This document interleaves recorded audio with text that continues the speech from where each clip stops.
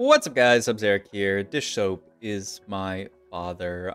He played some more TFT, PBE, set 12. You know how it is. So let's watch him. Let's watch the master at work. It's so great because I loved watching Dish Soap before he won the World Championships. Like, he was probably my favorite person of VOD review. I felt like he was just so consistently good at the game and so consistently did good stuff. And then he won Worlds. So like now I can clickbait that he's the world champion, and like I wanted to VOD review him already. So you know, like it all works out. First minion drop here is Vex. I would perhaps say that Vex might be the strongest unit right now, the strongest single unit. She's giving like really like a Mumu or a Lowy vibes from set 11, where just this one unit you can solo tank her throughout like the entire game, and she's just a monster. So we'll see if we end up actually playing around Vex this early game. We do have the Seraphine pair, so we could potentially play around mages, especially with this Soyaka as well. And we also have this Rumble, so we can look at Sugarcraft. This is, I believe they only stack after, only stack after player combat, so no way to like stack them on minions or anything like that. Also, we're in Scuttle Puddle, so woo, Scuttle Puddle. All right, let's do a little bit of Pawa's action. First augment, we also have a Shojin Slammable, which looks great. Three completely solid options. High Voltage is a new augment that I think a lot of people are interested in. Gives you an Ionic Spark, gives your Ionic Spark Giga range and 30% more damage, which is kind of insane. This was kind of nerfed. Spark versus like mages was nerfed, where it doesn't double shock them anymore. It used to double shock them, which was even more insane. But still a very solid augment. Vex, you know, she's an AP frontliner, so I could see this being a reasonable take. I don't imagine that we're gonna take something like Patient Study here, because like, And Suppose Before, I've talked about this before, is a very Dish Soap coded augment. The only downside to this is we have no 2-stars yet. We do have the Vex, but I don't know if Vex is enough to make us insta-take Explosive War. Roll once and hit All That Shimmers, which is another really cool option if you guys haven't gotten a chance to take this. So not only do you open an armory and get a gold, a shimmer scale item, essentially, but you also get the Rich Get Richer effect, where your max interest is increased. I think this one's kind of broken. They did remove Diamond Hands because you would basically just always want to take Diamond Hands with this, because it's guaranteed a gold a turn, and it's just a broken item later. But I mean, I love All That Shimmers, so I'd be very happy to take this and just take whatever. With the Shojin slam, we could either slam something like a Gambler's Blade Shojin on backline and just have auto, stack up a bunch. I'm not sure, because Diamond Hands doesn't exist anymore, so I'm not sure. Like, I guess you could take, like, what else is in the pool even? Like Goldmancer Staff, that doesn't like exist anymore. Like, it only pulls from, I don't know. I want to see the pool of what it actually takes from here. So there's All That Shimmers, Gold Collector, Mogul's Mail, a Gambler's Blade. This is new Mogul's Mail as well. They re-added Moguls. I really want Dish Soap to hover over this for a sec. God, hover over it for a little longer, thank you. Because they've changed Mogul's Mail now. So it gives it's the old Mogul's Mail effect, armor, MR, HP when taking damage, and stacks up to 30 stacks. At full stacks, it gets 2 gold, but they added this, and you gain 1 gold every 5 seconds, which is crazy. So if you can play for like giga long fights, get this stacked up, you can just get gold every 5 seconds, which is a lot. I mean, imagine if you even get to +1 gold here. 3 gold from an item is insane. The only downside to Moguls here is that we have no frontline items to slam. Maybe the idea, though, is that just with Mage and Shojin on Soraka, she can potentially heal up the Vex, that we can make it to Moguls. Yeah, and he just insta-takes that Mogul, so looks like he's interested in it, grabs the free target dummy, and yep, Shojin onto the Soraka. I mean, nothing else to slam here. Versus a board like this, I hope we can even get to 30 stacks, because their board does look pretty weak. 19, 20, ooh, but Ashe on the cast, it's so close. 28 stacks. Oh, it's so sad. We do end up selling Rumble here just to make 20 gold, which seems reasonable. That's a heartbreaker. But I mean, Dish Soap did everything in his power to get the full stacks. I mean, he's solo frontlining the Vex here, which makes sense. Mogul's Mail. And yeah, I'm really interested to see how this new Mogul's Mail does on Vex. Bigger chance of gold generation. Also, I believe it was 40 stacks before this. Now it's 30, which is just like a billion times better, because getting to 40 is understandably a lot harder than 30. All right, this guy with 4 units alive, I imagine we're gonna get there. And yeah, with the Soraka heal and the Vex shield, yeah, this looks like light work to get to the stacks. There's another gold farmed. Oh, we're gonna get to another one. We farmed 4 gold this round. Ooh, are we actually gonna lose this fight? But I mean, who cares about losing the fight? We farmed 4 gold. this is insane, okay? This Vex with this Mogul's Mail is actually just monstrous. 4 gold in a single round farmed off of it. And the Soraka is so good at healing up the Vex, especially if we can get like Chrono in down the line. If we end up picking up like a Zillion, then this Vex is going to be monstrous. This is another board that I think will stack it pretty easily. And yeah, with the Vex Shield, man, it is not hard at all. And then the this combo is disgusting. But I mean, this is a very, very Dish Soap combo. I feel like this is exactly why we watch Dish Soap, as he throws out a combo like this, Vex with the Straka to heal it up, and you say, I mean, duh. Like, it seems like duh to see something like this and how well it does, but it's just so insane. That's a Vex with a Giant Spell, by the way. We could have Vex pair here. If you get Vex too, I mean, isn't this just a wrap? Like, we can just play around Vex the entire game, play around mages, and yeah, that's the thing about mages, is that I feel like mages are like a little mediocre if you don't have Vex and like a 2-star Vex and like a 2-star Veigar. Like the other mages I'm not really a big fan of, but Vex and Veigar, those guys are chef kiss. Those are so good. Veigar scales up across the course of the game, gets stronger with the more charms that you have, and becomes like a complete monster later. So yeah, I really like Vex and Veigar. And like I said, if you can get that Chrono in later for Vex, Vex is just an absolute monster. Especially once you get to the 4 Chrono, you start stunning the enemy team. Like, that is just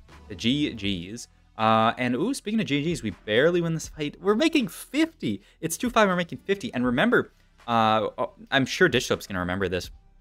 We have a higher threshold for interest. We can make 6 interest and then 7 interest at this round and the next round. So, I mean, yeah, it's just such a Dish Soap game to have such a disgusting opener. Just already off taking all the Shimmers and having the Vex, and the game is it's so easy to play from here. Finally, our Vex actually dies before farming a couple of golds, but I mean, still, Vex has done enough this game. She has farmed us up so much gold and just been a very solid front line. So yeah, you cannot be upset about the Vex whatsoever.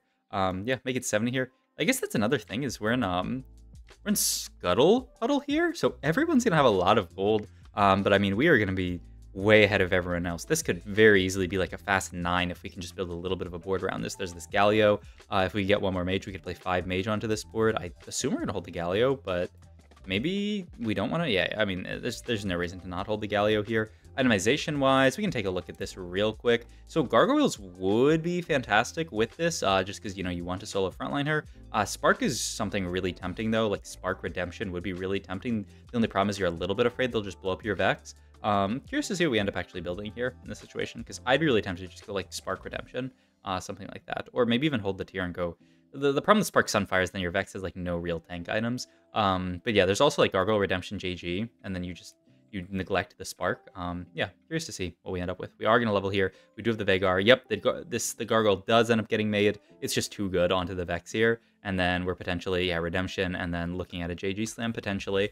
So yeah, I think this makes a lot of sense. And yep, we're gonna, ooh, not the JG, but instead the TG here, and then hold on to the Rod. Interesting. Okay. So this is probably because Dish Soap's thinking of playing towards a carry that doesn't like JG that much, I would have to imagine. Because JG, I mean, it would normally be a fine slam. We have a Magic Wand here for another Rod to just finish out Death Cap and also just give AP to our entire team, which I imagine. Ooh, I'd love to see a little team planner here. He's looking at potentially the fast 9 board, I think. He also has this item collector, which is decent. Ooh, Combat Caster, not bad either. Yeah. Oh, we're just gonna go for the Magic Wand though, for potential Death Cap Slam, and then yeah, just this board. Yeah, it may be that he thinks because of the way that Mage functions, like, wow, what's going on with this? He doesn't even want to make Death Cap here. He's really waiting, holding onto these rods, maybe for like Morello plus something else. Maybe that's the idea, is that he really wants to play towards a carry that uses Morello. Trying to figure out his fast 9 board here. This like Nami plus Vex and friends, just getting a little bit of, yeah. Oh my god, that amount of gold is insane. I mean, look at this. He can just level to 7 here. He's still making 60 gold of interest. If he wants to sell something, he can make 70, but I don't think you want to sell any of these units. And yeah, he's just figuring out what his level 9 board's gonna look like, because we're gonna have infinite gold this game, like actually infinite gold this game. So yeah, throw an Ari there. Ari with the Zerath is his idea. Maybe his idea is playing towards Zerath carry. He doesn't want the JG, but he'd prefer like an Archangels or something like that. I could see that being the case, and he just wants to greed Biss. because Zerath reminds me a lot of Ao Shin carry, the carry that would just wait, take a million years to cast, and then they would zzz and zap everybody to death. So like if you're playing Ao Shin, you'd probably want something like an Archangels and like a Gunblade. Looks like he's taking this for Ionic Spark component, which kind of weird that we ended up slamming that rod onto the Vagar. But I guess the idea is you can just do this, sell these, keep items on Vagar, and then you can spark another just generic frontliner like this. Yeah, looks good. I mean, I think that's the other reason why he didn't want to end up making the JG, is that kills one of your rods. It was actually at that moment his only rod, and he really wanted to be able to get to spark, but he knew he wanted to build these items onto the Vex to ensure that she's proccing Mogul's mail across the course of the game. I mean, that's why he's the GOAT, and he's just like very, very accurate item builds, just always building the correct items in the correct spots, and like I feel like this did so much for him. Ends up picking up the Vex 2, which is so huge here. What was the upgrade that he picked up last shop? I thought he bought Vex 2 already. I'm losing it. But I guess he bought maybe Seraphine 2 or something like that. I don't know. But in any case, we're holding on to the Zillion. Zillion's a fantastic late game unit just because of the synergies that he adds. Preserver and Chrono so big, and he's also just holding Zillion on the sidelines right now. Potentially our next level, right? Just a Zillion in for Chrono. Really nice onto Vex, and I mean your entire team. And then, like I said, if you can ever get to that 4 Chrono, it's so good for Vex, but I don't think that's where we're playing this game because we're just going fast 9. Yeah, I don't know if we'll even hold on to, I mean, maybe the idea is another Vex. That's a really cool level 9 board where he just plays a bunch of 5 costs. They kind of fit together. Yeah, I can't wait to see if this ends up being exactly a level 9 board, if there's something else that we want to play that we end up finding along the way. Seems really cool. And also, I love this item priority out of Dish Soap. Ooh, I'm interested to see what we end up making out of this. Probably has to be like a GS and a Gunblade, but maybe there's something else we end up building. I guess we'll see. And we get another TG, by the way, just off of a loot orb, which is pretty nice. Yep, there's the Zillion in like we were talking about. TG onto a 2-star frontliner looks good. And then, yep, GS, and then we'll hold on to this rod for who knows. We'll see. Maybe I'm still thinking about holding out for that Archangel because I really like the idea of like Archangel onto Zerath, but we'll see if that's what Dishop wants to end up building here. But I mean, a loss, but look at his gold, man. Level 8, 84. Anger issues will never be taken in this situation, but it's a very fun augment that turns all your items into Rage Blades. Chrono Crown's a fun one. It gives you that Archangels. It does give you Chrono as well, so you could very easily fit 4 Chrono later. So I would be interested in this, and Vanguard Crown I'm not very interested in at all. So yeah, I mean, I think you could look at Chrono Crown here. We'll see what else. I don't imagine that these two are going to be the picks. Spellcaster's Toolbox is another fun one. I want to see after he rolls this. Mana Zane, and then you get a Zanya's. Very good if you're playing a lot of AP carries, which we are going to be playing this game. You can throw one of those. You can throw Mana Zane onto. I'm not actually sure who the best unit is in this comp. So yeah, maybe he'll look at that. And oh, I mean, I think you have to take that. We've already made 2 TGs. We made one and then got dropped a second TG. And yep, just take Lucky Gloves. It's so disgusting here. It would have been fun to see where he prioritizes Mana Zane, but I mean, yeah, Lucky Gloves. Too good in this situation with 2 TGs already made. It's just so gross. And the other thing is that we're going fast 9, and Lucky Gloves, the value of it is so high when you're going fast 9 because there's so many units you can itemize, right? We have the Zerath to itemize, we have the Melio that we can itemize, we're playing like Camille, I think, as well. We can itemize Camille. There's just so many units that you can itemize when you go fast 9. And yeah, we are just making a ton of gold here. We're still stacking up Sugarcraft, which is funny. I kind of forgot that we even had that in. I don't think we're going to get to the point where we end up getting any loot from it, but it's just going to be kind of like a random extra synergy because, like, why not, essentially? Interesting that we decided to play Smolder over just random Preserver here in Bard. But I think he just thinks Smolder is good enough as a random unit. In my games, have not really found that. I feel like Smolder has been kind of useless. I want to see the damage chart, actually, to see if Smolder did anything here. Actually, it was decent, right? It was like 2k. All right, so maybe me being Smolder's #1. Oh, almost 3k. Okay, so, I mean, I think it makes perfect sense when you look at that damage chart. Like, 3k damage from Smolder is not bad at all, so... I mean, in hindsight, all right. I mean, never don't do dish soap things. There's a glove on this Nora here. Yeah, I think you can very much consider just yoinking that and be quite happy with it. You can use that to make another TG, ideally. And also, we were considering playing Nora on our board for Mage, right? It was going to be Nora plus Vex plus Nami were going to be our mages, I believe. Here's the level 9 here, 4-5 with like 50 gold to roll. We can get the Zerath in already. There's Camille as well, who's going to fit really nicely onto this board. There is another TG. Wait, we already had another glove? Okay, I mean, that's, yeah, another TG made. So that's our 4th one, right? 4 full TGs. Holy, it's just so gross. And yeah, we keep the 5 mage in here. We got blaster in. How did we? What blaster do we have on the board? We have blaster in for this smolder. I mean, hey, nothing wrong with that. Yeah, I guess we can live with that. Ooh. Oh, we always had blaster in off of Rumble. Rumble is such a funny unit to be a blaster. All right, we picked up this just for econ. It looks like this encounter or not. Too many games of encounters. This charm here to just juice up our econ and also to get more stacks of charms for eventually Xerath, right? The idea is going to be that we are going to have Arcana in later. We are going to select our Xerath. We're going to get 1 billion true damage onto all of our units and have a very good time. And yeah, we're going to start quick pivoting into our board here, not worrying too much about, you know, like having strongest board for this round because we're just going to roll it down really, really deep next round. Arcana selector on the Xerath. Yep, perfect, just to make sure.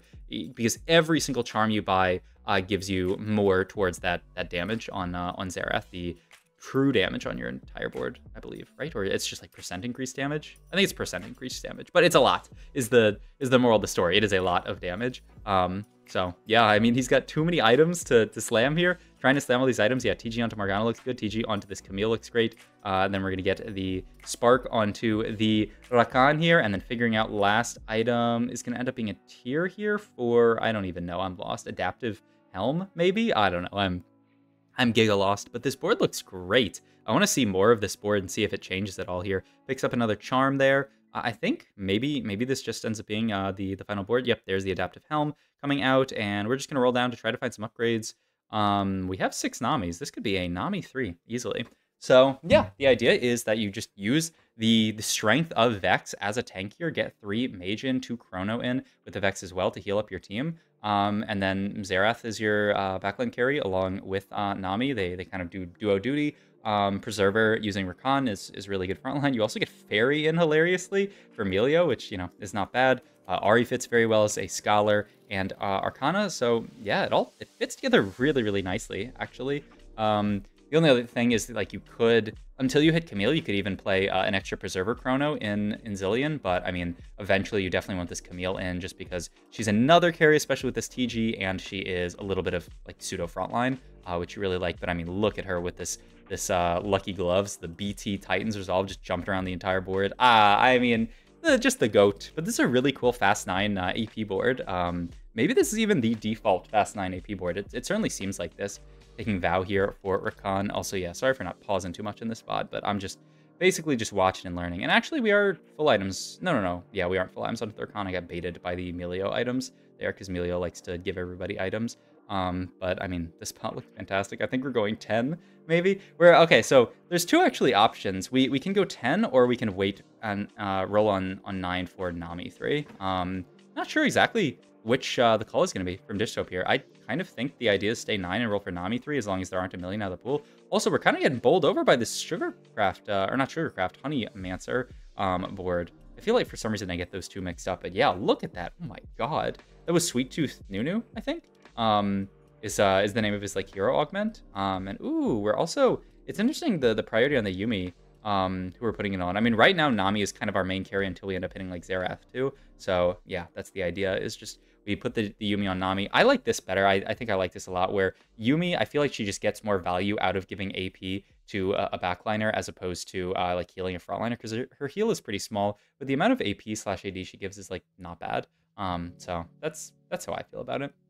Oh, we are also gonna get a bunch of items and gold here from this crab. So I mean, it's not crab rave. We don't have to worry about dying to it. But I mean, we honestly have too many items at this point. Because like now we're stuck itemizing other random units. I guess like maybe we could grab like really good Xerath items and move like TG over, but we don't even get anything crazy. So I assume we're gonna take, yeah, like just blue buff, Guardbreaker, throw these onto Melio and live with that. Oh, okay, the blue buff. Blue buff onto Nami. Yeah, okay, I love this. And yeah, make sure we still, I want him to hover over Arcana to see what we're getting stats-wise from the Xerath, but the Xerath option is almost always the best late game. You've already picked up a lot of charms across the course of the game, and it's just extra damage for your entire team, which is really, really nice. Oh my god. Man, the Xerath unit is so satisfying, also with the CC from Nami. Looks like it is going to be a 10, by the way. decides to just get... Ooh, that's Emilio too, and we have another Xerath in shop. But yeah, we decide to just get the Thomas Kench. Oh, or not Thomas Kench. That was weird. I don't know why we bought and sold that Tom Kench, but okay.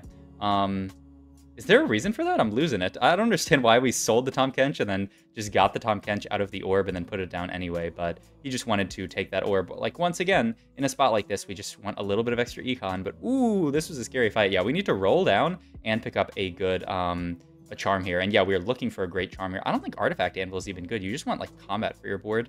The extra wound on your board is reasonable. Ooh, also, we have 7 Camille's. Wait a second. There's no way, right? There's no way we cap out this game with a Camille 3. I mean, now our board, as long as we're picking up some kind of combat charm, it should be fine, right? Camille does a lot of work in this fight. Yeah, 7 Camille's. All right, and yeah, he's going to start taking, like, basically everything out of the team builder. And yeah, we just have Camille in there, essentially. There's a TG, but who do we even have to put TG on at this point? Okay, we're going to take it. I don't, because there's so many fake items. I think those rods on, yeah. So I guess we can put this onto Ari. That's also Xerath too, which is really, really big. So yeah, TG on Ari. Ooh, he takes the extra rolls, sacks the player health. Oh my god. No more Camille's on the roll down. He's also holding on to these Namis for potentially Nami 3. He never gave up on the Nami 3 dream. So now we're one off Nami with this Nami. So one more Nami and we have Nami 3. Also, this guy we're fighting is holding a Camille to deny us from Camille 3. Or maybe they just want Camille. I don't know. Either way, well, we hate them. But whatever. Let's roll down here. And 4 cost turns into 5 cost. I mean, I guess you could randomly reroll into a Camille 3 would be hilarious there. Dummies that grant gold. Yeah, he's going to take it. Wow. Okay. And we're confident that we can win this fight, right? Because we could sell these Camille's and just roll for Nami 3, but Bishop's confident that he can win this fight. This board that he's fighting is solid, sure. Like a decent blaster board, duo carrying, like all the blasters, like trio carrying, but certainly not good enough to beat our board after we hit Xerath 3. So he's like, whatever. We're fine versus this guy. That guy ends up dying. So one more fight on stage 7. It's going to be 1 off Nami 3, 2 off the Camille 3 here. I wonder if he's just going to send it, because we lost to this guy last time. I wonder if we're going to send it for Camille 3 here. I mean, Nami 3 would certainly win us the game, but, I mean, it's more fun to go for Camille 3, right? I mean, surely. We'll see. These items, honestly, don't even know what to do with them. We can also... Oh! There's also a charm that gives a duplicator, right? But we ended up taking a minor effect there. No Camille's. We're just sending it for Camille. Oh, no! I think with only 4 seconds left, yeah, he's just going to play it safe here. Play for his PvE LP that doesn't exist, and hope that we can win this fight. I mean... Ideally here, if you're a Giga High Roller, you just get the charm that gives you a duplicator, because you could just roll infinitely for it. We still win the game, though. No Camille 3. Well, no Camille 3, but a masterclass game from Dishsoap showing off how to play around this new Mogul's Mail, and just a great AP flex into Fast 9 game. So, hope you guys enjoyed this video. If you did, please like, comment, subscribe. Check out my Twitch channel. The link's down below. Thanks for watching.